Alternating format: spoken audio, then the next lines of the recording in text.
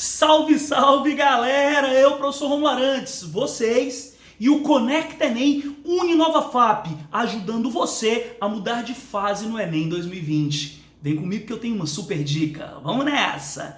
A dica de hoje é literatura. Professor, por que devemos estudar o texto literário? Por que precisamos nos debruçar sobre as produções literárias? Porque a prova do Enem de linguagens, ela vai exigir de você a capacidade de leitura, interpretação e compreensão de produções literárias. Professor, qual é a melhor maneira de me preparar? Tendo uma visão holística, global. Professor, o que é literatura? Literatura, de acordo com um conceito muito expressivo, desenvolvido na Antiguidade Clássica, conceito aristotélico, é a arte de mímese, ou seja, é uma recriação verbal da realidade. Significa dizer que poeta ou escritor, quando compõe o seu texto, ele quer colocar para fora o que ele pensa e o que ele sente. Ele utiliza, como forma de materialização do seu pensamento, a palavra. E aí fica muito bacana levar em consideração a época em que o autor está inserido. Porque o autor é um ser social e, como tal, ele acaba colocando na sua produção hábitos, costumes, valores da época a que se filia. Sendo assim, estudar literatura é muito mais do que estudar produções literárias tão simplesmente, mas é uma forma consciente e consistente de refletir criticamente sobre a evolução da humanidade. E como é que a humanidade tem evoluído? Antiguidade clássica, Idade Média, Idade Moderna, Idade Contemporânea. Na Antiguidade Clássica, antropocentrismo, racionalidade. Na Idade Média, cansou. Teocentrismo, fé. Antropocentrismo, o homem no centro do universo. Teocentrismo, Deus no centro do universo. Vejam que a humanidade fica sempre entre contrários. É como se adotasse um padrão hoje, quando cansar, substituísse pelo contrário. E depois de um tempo, retoma. Eu posso afirmar categoricamente que a humanidade, ela vive 3 estágios. Primeiro estágio, qual é? A adoção de um padrão. Segundo estágio, qual é? É a substituição do padrão. E o terceiro estágio, qual é? É a retomada. Não entendi não. Vamos aqui com os dedinhos? Adoção de um padrão, substituição, retomada. Já ouviu falar em intertextualidade? Que é a comunicação ou diálogo constituído de forma propositada por textos de autores diferentes, de épocas diferentes. Por que isso acontece? Porque a natureza humana é assim. Nós adotamos um padrão, adoramos o padrão, vivenciamos o padrão e quando nós cansamos, trocamos pelo contrário. E depois de um tempo, quando nós cansamos do padrão que foi adotado, aí nós buscamos algo novo. Só que nós já conhecemos alguma coisa diferente daquilo que nós estávamos a valorizar. Já foi vivido no passado, e aí nós retomamos e acabamos a reestilizar. De uma forma simples, pense na moda. As pessoas adotam uma forma de se vestir. Quando cansam, substituem pelo contrário e depois de um tempo, retomam a primeira. Então a humanidade vive efetivamente 3 momentos. Adoção do padrão, substituição e retomada. Sendo assim, eu posso sistematizar as produções literárias e posso entendê-las como reflexos das ações humanas. Eu estudo o homem, eu estudo a história da humanidade e depois eu olho para as produções literárias. Aí eu vou observando que elas são espelhos, elas vão refletindo as ações. E eu tenho uma condição, por exemplo, de aprofundar o meu entendimento sobre a história da humanidade e me tornar um indivíduo mais crítico. E compreender algumas ações que eu mesmo tomo. Por que eu me comporto de determinada forma? Fui eu que inventei isso ou isso já era costumeiro? Por que algumas vezes eu tenho predileções por determinadas leituras? Será que isso advém pura e simplesmente de alguma coisa minha, um dom que Deus me deu? Ou será que foram leituras acumuladas inconscientemente? O ambiente que eu estava inserido, as pessoas com as quais eu convivi, o próprio sistema educacional que eu estou inserido? Eu estou falando, portanto, de algo mais profundo. Estudar literatura nunca será uma tarefa simples, mas pode ser uma tarefa dirigida, organizada e precisa. E eu, professor Romulo Arantes, tenho convicção que junto com o Conecta Enem eu vou te colocar no lugar que você merece. Vem comigo que eu vou te apresentar uma coisa super legal, uma sistematização. Ao invés de sair estudando aleatoriamente produções sem ter um referencial concreto, eu te digo, vamos começar com a literatura portuguesa. No vídeo de hoje, portanto, faremos um tour, uma viagem pela história, pela cultura e pela literatura portuguesa. Vem comigo que eu tenho muita coisa legal para te mostrar. Bem, o primeiro passo. O primeiro passo é entender que as produções literárias elas podem ser sistematizadas, organizadas em escolas literárias. O que são escolas? Conjuntos de produções literárias de uma determinada época, tá bom? Então vamos aos fatos. Qual foi a primeira escola literária ou primeira sistematização da literatura portuguesa? Trovadorismo. Por que se chama assim? Porque a maior parte das composições daquela escola literária eram composições poéticas. E durante aquela época, ou seja, a Idade Média, as posições poéticas, as composições poéticas, as produções poéticas eram realizadas com acompanhamento de um instrumento musical e eram cantadas e tocadas. Portanto, é muito importante lembrar que tais composições se chamavam trovas e elas eram cantadas e tocadas por um tipo chamado trovador. Dessa forma, a maior parte das composições realizadas naquele momento eram as trovas feitas pelo trovador. Portanto, a escola literária em que predominam trovas feitas pelo trovador, trovadorismo. A segunda escola literária, classicismo, se chama assim por quê? Porque naquele momento as pessoas não suportavam mais o trovadorismo, ele se tornou ultrapassado, obsoleto, e elas queriam trocar. E trocaram por algo que era identificado com a antiguidade clássica, daí a expressão clássico, classicismo, tá? E depois, qual foi a escola literária? O barroco.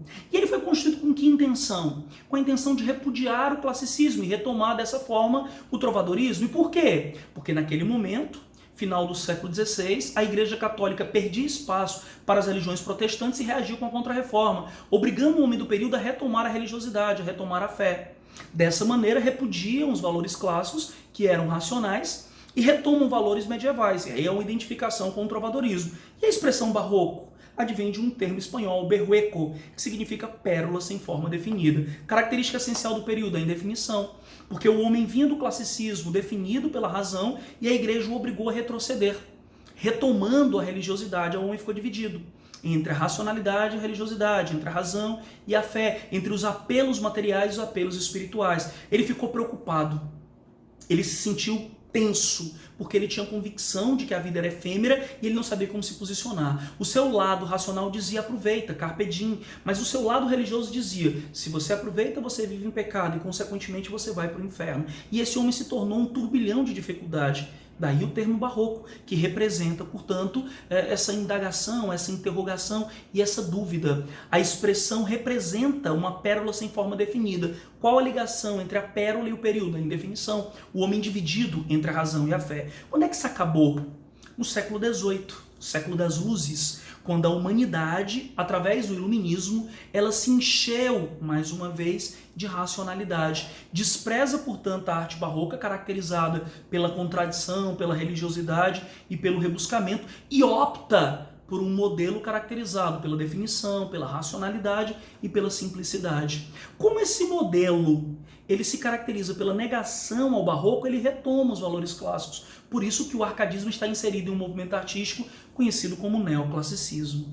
Bem, isso vai até quando? Finalzinho do século XVIII, lá na Europa, quando houve a ascensão da classe burguesa.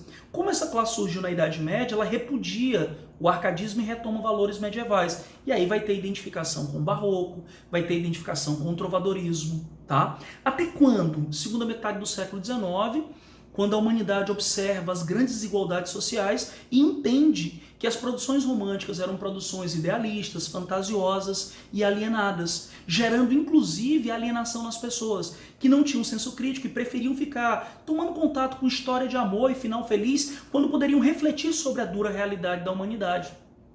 A partir daí surge um movimento literário conhecido como realismo, que propõe a negação ao romantismo com a apresentação de obras que possam mostrar a realidade de desigualdade e opressão social. Dentro desse contexto, houve uma proliferação de teorias científicas.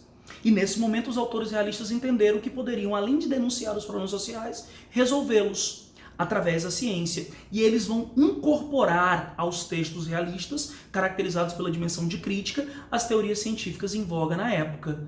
O positivismo, o evolucionismo, o determinismo e o socialismo. Essas teses todas constituídas por Comte, por Charles Darwin, por Taine, por Karl Marx. Essas teses todas, elas se proliferaram porque naquele momento a humanidade encontrou a cura para uma doença gravíssima, a tuberculose. E as pessoas passaram a entender que a ciência ela poderia resolver qualquer coisa, resolver um problema de saúde pública, poderia resolver as desigualdades sociais. E o realismo teve que se tingir de ciência. E esse realismo científico se chama naturalismo. Por quê?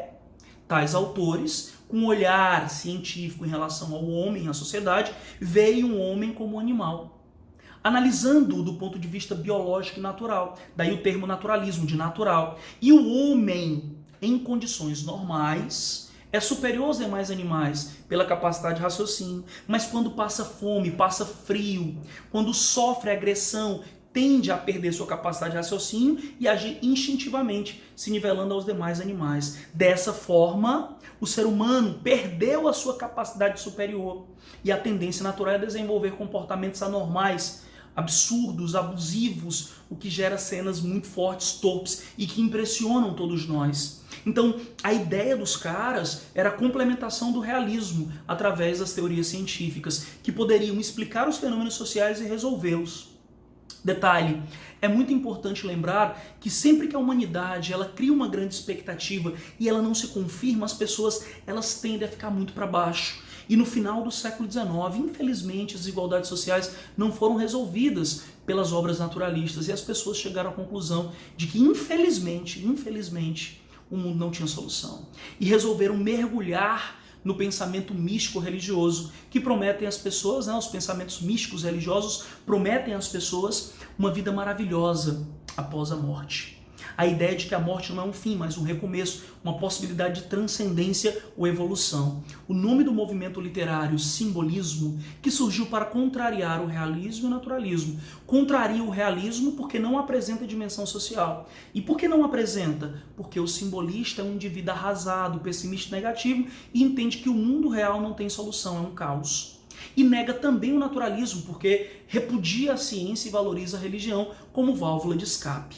Detalhe muito legal, muito importante. No começo do século XX, começam a surgir movimentos artísticos muito expressivos e revolucionários, as vanguardas europeias, que serão absorvidos e que irão desenvolver um novo movimento literário, que se chama modernismo. A ideia de modernidade está associada à inovação. Moderno é aquele que esquece todo o passado. Eu tenho uma fórmula mágica para explicar essa parada para vocês. A humanidade adota um padrão, quando cansa substitui pelo contrário e depois acaba retomando. Se eu aprendo a primeira escola literária, eu vou aprender todas as outras em bloco. Por quê? Porque a segunda surgiu para negar a primeira, a terceira surgiu para negar a segunda e retomar a primeira, e assim por diante. Dessa forma, eu tenho nas minhas mãos uma maneira fácil e simples de compreensão das produções literárias em Portugal.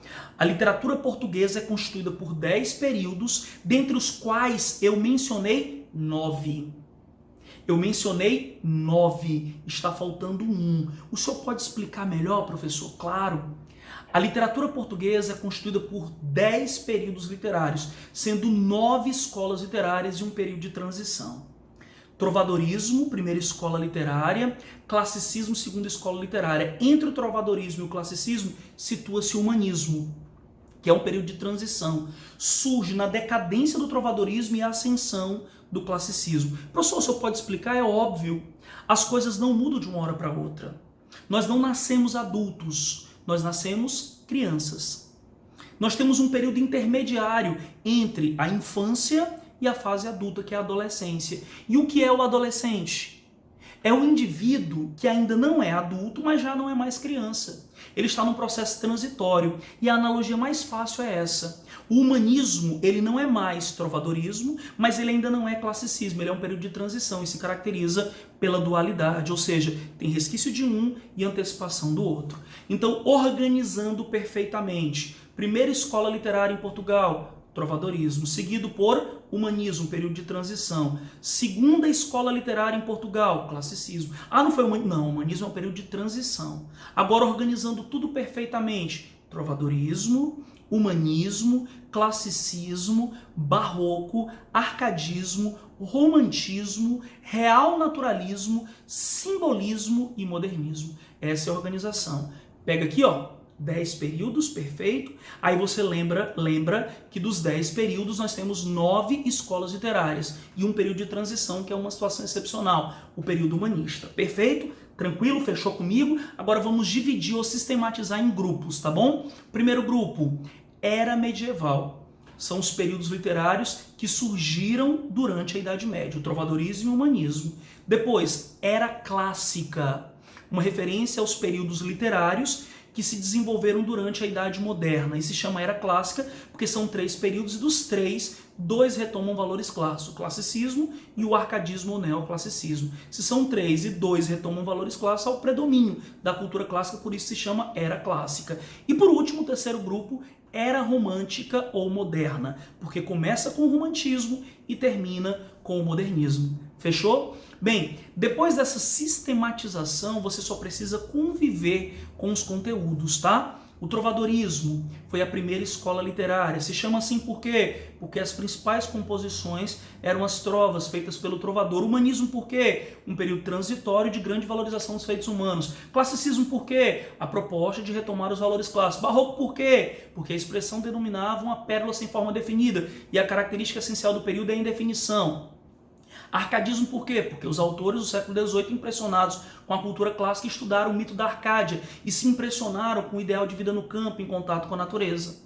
Romantismo por quê? A expressão advém de romoan, um termo francês que significa sentimento ou emoção, repudiando a razão arcade e retomando os valores sentimentais e emotivos típicos da Idade Média, perceptíveis no Barroco e também no trovadorismo. Real naturalismo. Essas duas escolas se fundiram porque ambas objetivavam negar o romantismo. Como? Apresentando a realidade. Todo realista naturalista? Nunca, mas todo naturalista é realista, porque todo naturalista objetiva denunciar problemas sociais. E por que nem todo realista é naturalista?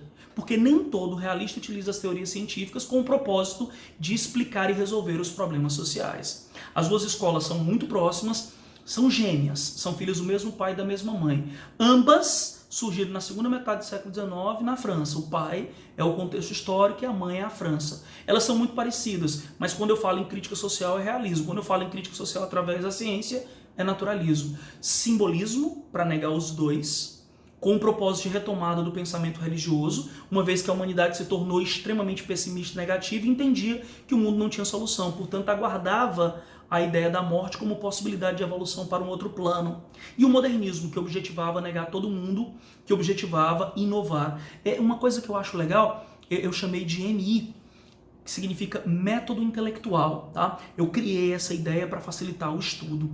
Eu posso, por exemplo, organizar os períodos literários em 3 blocos. Isso fui eu que criei, acho bacana e vai ajudar vocês. O primeiro bloco, os períodos literários relacionados à Idade Média, em que há a valorização da fé.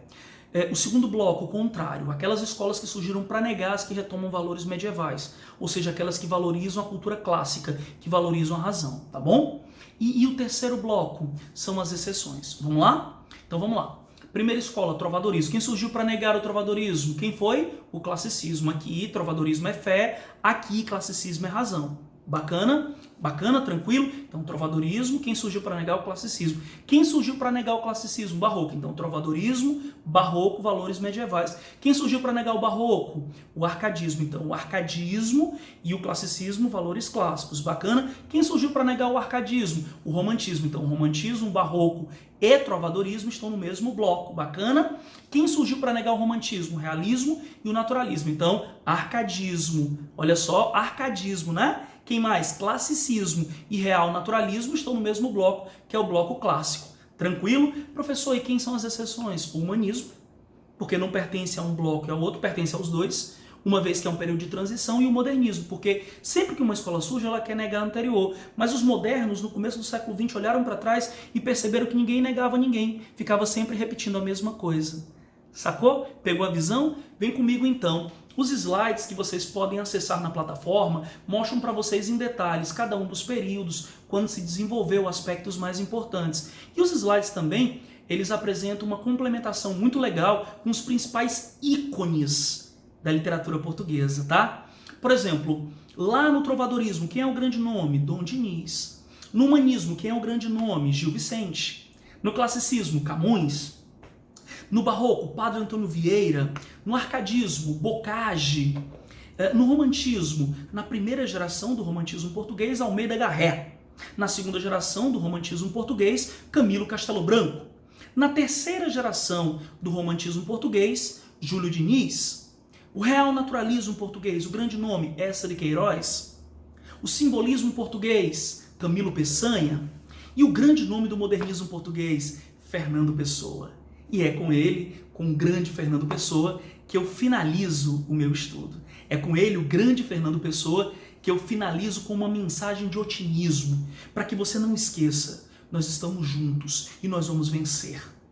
Má Português, um poema que pertence à segunda parte da obra Mensagem, constituída num momento muito difícil para a nação portuguesa, início do século XX, quando a nação passava por sérios problemas políticos, econômicos, sociais, e o autor compôs o texto para tentar transmitir uma mensagem de esperança para a nação. Ó mar salgado, quanto teu sal são lágrimas de Portugal. Por te cruzarmos, quantas mães choraram, quantas filhas em vão rezaram, quantas noivas ficaram por casar. Para que fosse nosso, ó mar. Valeu a pena? Tudo vale a pena se a alma não é pequena. Deus, o mar, o perigo, o abismo deu, mas nele é que espelhou o céu. Beijo no coração, forte abraço e tamo junto, galera!